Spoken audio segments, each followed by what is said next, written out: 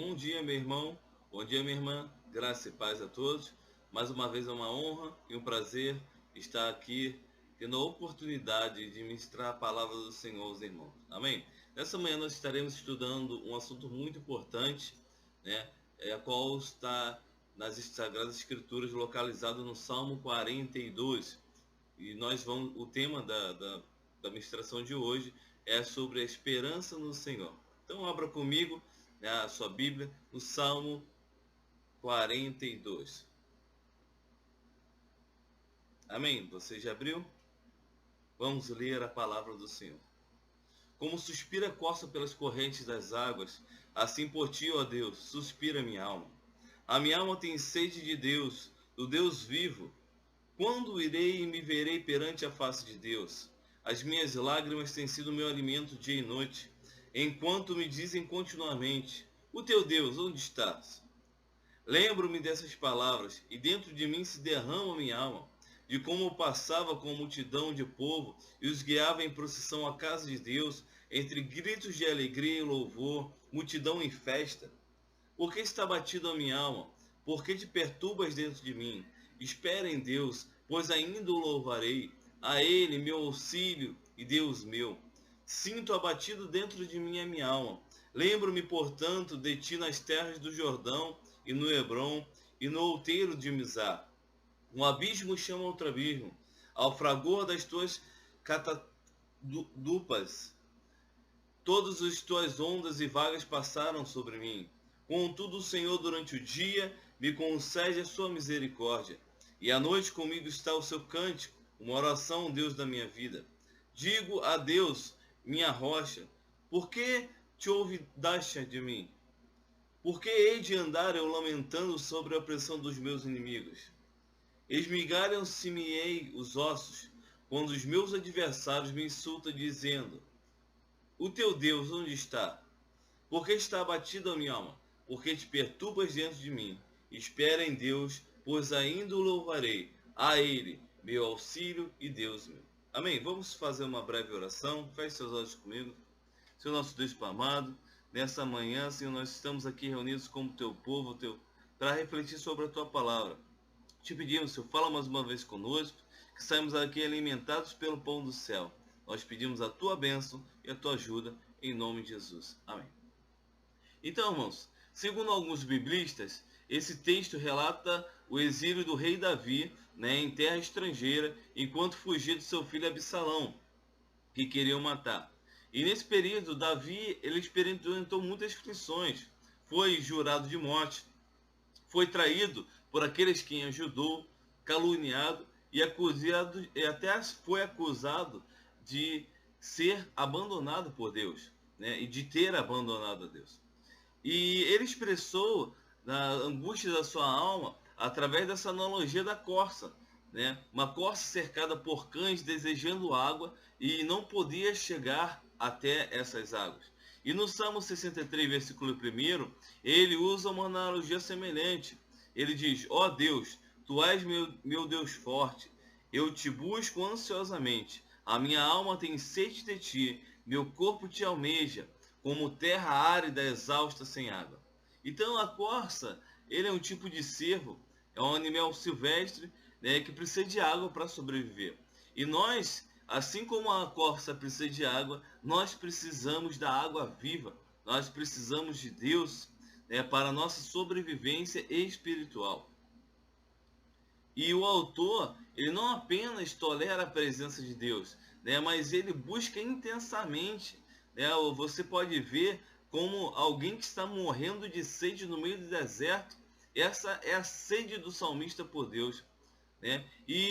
Mas mesmo assim, Davi ele foi capaz de ter certa comunhão com Deus durante seu exílio. Ele conseguiu orar, ele conseguiu escrever poesias, ele cantou, ele adorou em meio ao deserto, porém ele foi privado de adorar o Senhor no templo, e onde Deus se reunia com seu povo de uma maneira particular.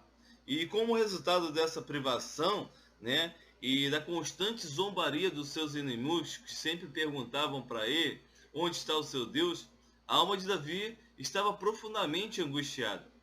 E, portanto, né, nessa pandemia de 2020, nós ficamos aproximadamente 4 meses e meio sem a possibilidade de celebrarmos a Deus junto no templo, não é verdade? Né?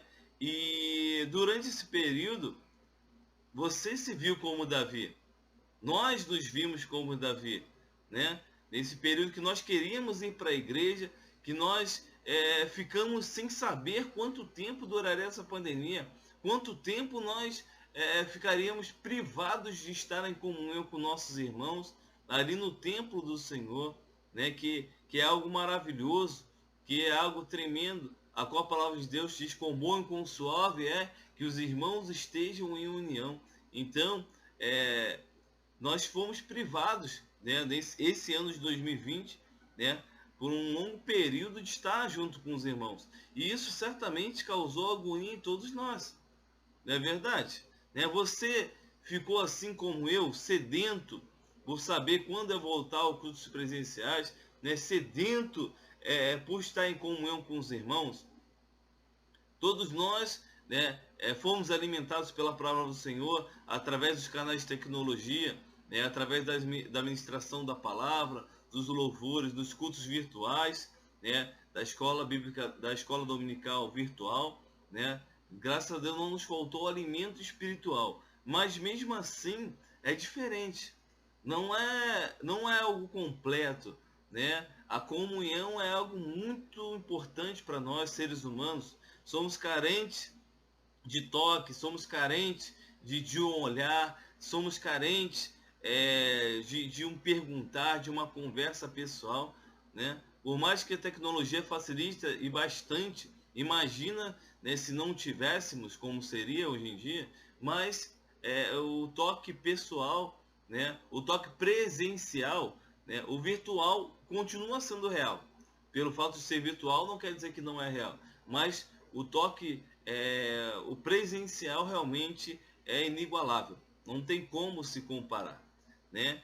E Davi, ele estava ansiando por isso, e ele estava ali como nós, sedento, né? E qual que é o grande salmo? Qual que é o grande tema desse salmo? Depressão espiritual. E é isso que nós vamos falar um pouquinho hoje.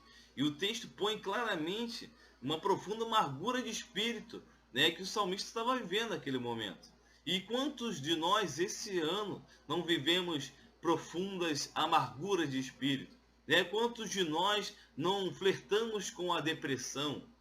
Né? Sentimos profunda angústia, agonia, né? Quantos de nós não flertaram com a síndrome do pânico, com medo de sair, né? Isso aconteceu comigo, eu confesso, né? Sou ser humano como qualquer um outro, e teve um período, né, que eu tinha medo de sair, cheguei a ter medo de ter contato com outras pessoas, principalmente depois que eu adquiri o Covid.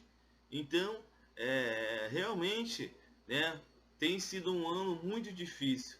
E nós, né, com a experiência que nós temos hoje em dia, nós podemos sentir literalmente o que o salmista ele estava passando ali, né? E o que nós queremos também, um dos objetivos dessa aula é alertar para o cuidado que nós temos que ter, né, com falsas promessas feitas por pessoas evangélicas, né, ou com falso evangelho, né?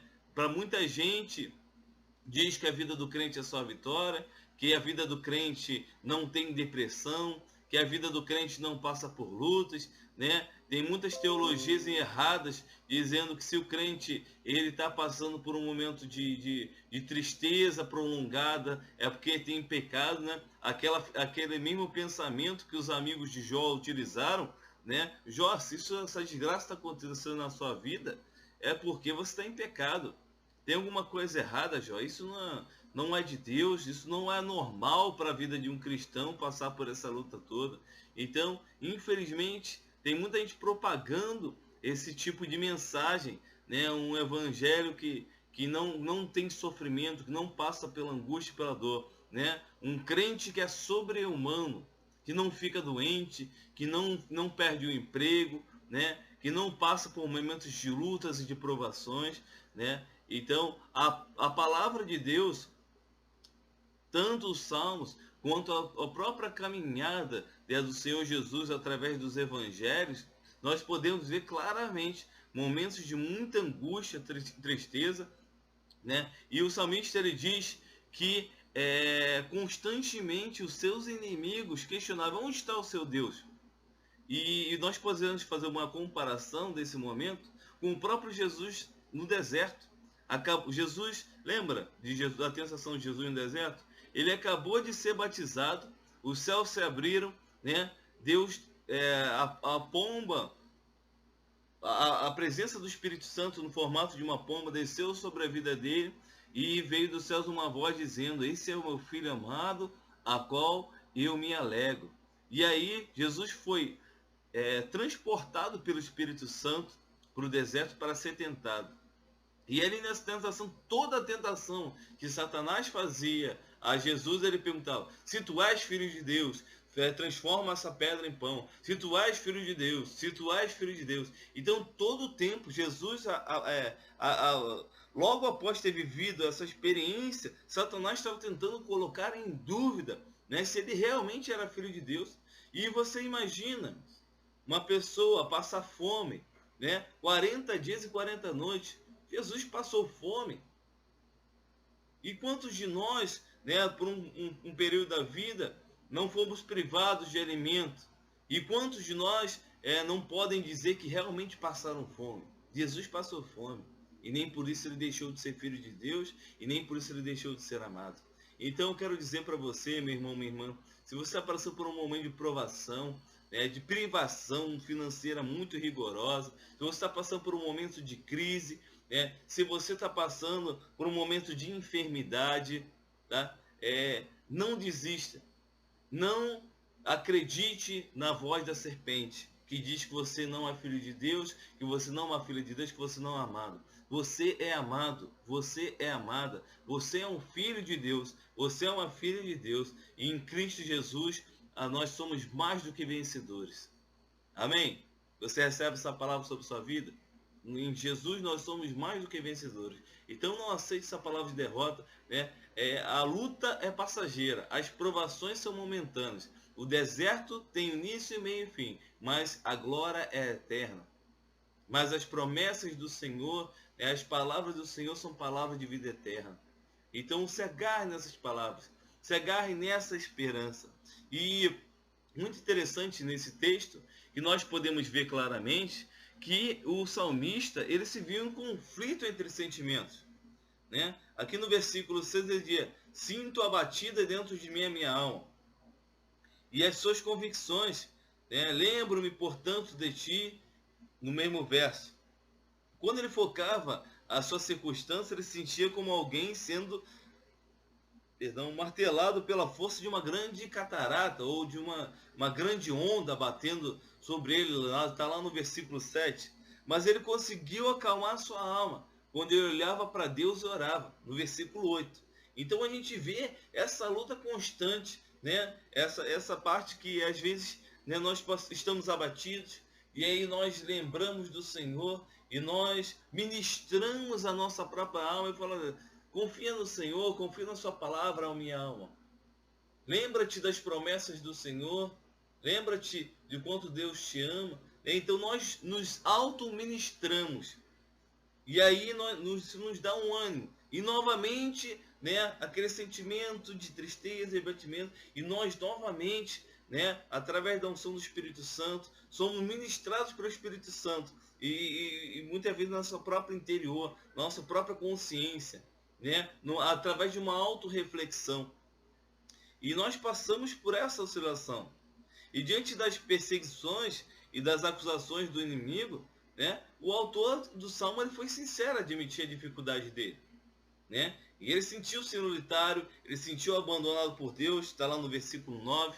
Né? Foi exatamente esse sentimento que seus inimigos queriam inculcar, né, e manipular para derrotar ele, no versículo 10.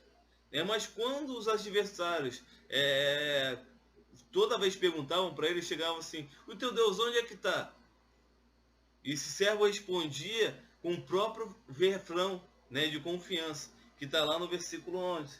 Então, ele foi confiando em Deus, né, e ele acreditou que confiando em Deus, ele sairia daquele perigo, né, que aquelas ameaças passariam. Ele sabia que aquilo ali era passageiro, por mais doloroso que estivesse sendo naquele momento, né? E ele sabia que os inimigos dele viriam, que Deus ia se levantar a favor dele. E aí ele descobriu algo tremendo. Ele descobriu o descanso através da adoração, né? E quando ele estava abatido, quando ele estava entristecido, ele começava a adorar o Senhor. Adorar, adorar, adorar. E aí, enquanto ele adorava, né, enquanto ele ministrava, ele era ministrado. Enquanto ele ministrava, ele era ministrado. Então, meu irmão, minha irmã, você está passando por luta, por dificuldade, por tristeza, por angústia, por enfermidade, por privação, adore ao Senhor. Enquanto você adora ao Senhor, enquanto você ministra ao Senhor, ele ministra em nós. Porque a palavra do Senhor diz, porque dele, por ele, para ele são todas as coisas. Então nós vem até a própria adoração, que é gerada no nosso coração, nosso espírito vem dele. E para ele são todas as coisas. E o nome do Senhor, eu creio e profetizo em nome de Jesus, que os teus inimigos verão a glória do Senhor através da sua vida.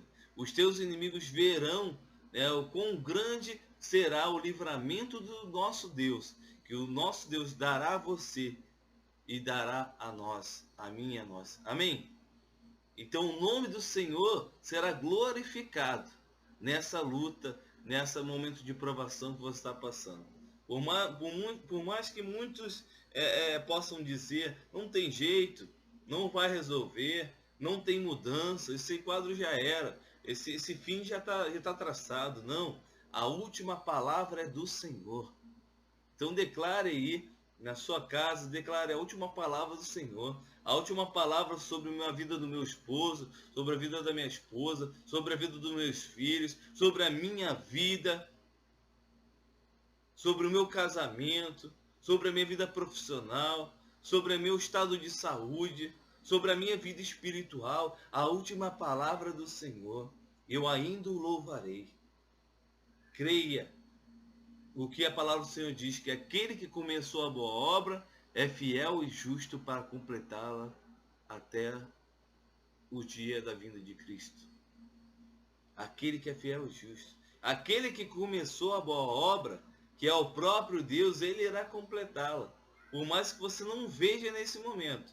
Por mais que os seus erros, e muitas vezes nós somos confrontados com nossos erros, nossos pecados, falamos, como é que eu posso melhorar? Como é que eu consigo sair dessa situação? Creia que o Espírito Santo de Deus, que a obra de Deus, que a obra que Deus começou na sua vida, ele irá completar e ele finalizará, e todos verão o quão grande é o nosso Deus. Amém? Você pode dizer comigo, aleluia, glória a Deus. Então, nós por muitas vezes fazemos as mesmas, né? Realizamos uma profunda análise e buscamos respostas para os nossos sentimentos, nossas reações, né? Tem gente que entra em crise de tanto pensar, mas o salmista ele deixa claro que ele, enquanto ele procurava paz dentro de si, ele encontrou mais confusão. Enquanto ele se exercitava a sua alma, enquanto ele fazia questionamentos a si mesmo e buscava respostas, ele achou mais confusão. Ele não achou a resposta, ele não achou paz. Mas através da revelação do Espírito Santo, ele entendeu que a paz que ele procurava estava em depositar a sua confiança em Deus. Lá em Filipenses 4, 6 e 7 está escrito: não andeis ansiosos por coisas algumas. Em tudo, porém, sejam conhecidas diante de Deus as vossas petições pela oração e pela súplica, com ações de graças. E a paz de Deus, que excede todo entendimento, guardará o vosso coração e a vossa mente em Cristo Jesus. Amém? Que Deus te abençoe, que Deus te dê a paz. Confia no Senhor. Coloca sua confiança e esperança no Senhor. Né? Não entre nessa crise de tentar achar uma resposta dentro de si. Busque a resposta no Senhor, na meditação na sua palavra, nas orações, né? Se o Espírito Santo te guiar a fazer um jejum, faça um jejum, né? Tudo que nós precisamos está em Deus. Que Deus te abençoe poderosamente nesse dia, hoje e sempre. Amém? Um forte abraço. Shalom.